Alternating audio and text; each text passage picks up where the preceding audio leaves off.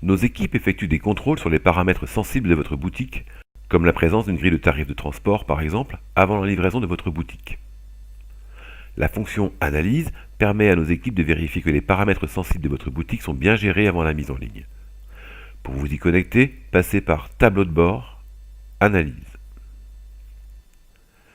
Cette fonction est à votre disposition tout au long de la vie du site pour vérifier qu'aucun point critique n'apparaît dans votre catalogue produit.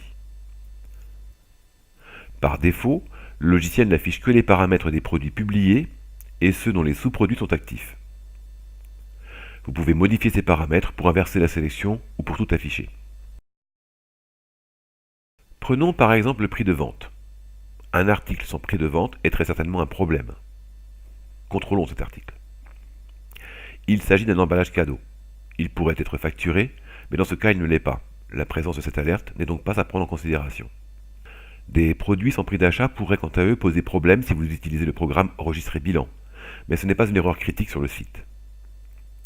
Des produits sans code EAN pourraient eux aussi poser un problème à ceux d'entre vous qui vendent sur les places de marché et les comparateurs.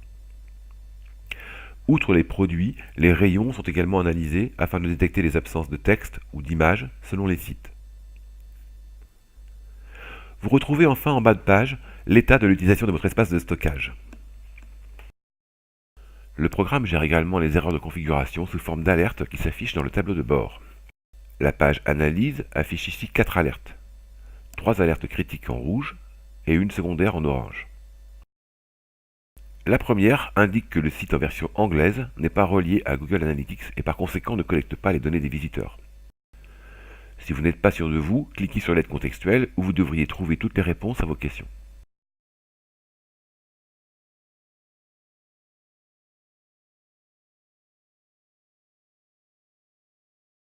Vous avez créé un code UA pour lancer la collecte des données de vos visiteurs?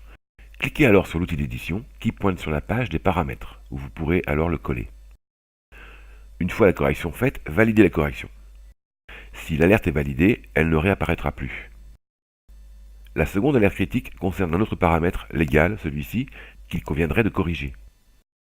La troisième est critique du point de vue SEO, mais cette boutique n'expédie rien car elle vend des fichiers MP3.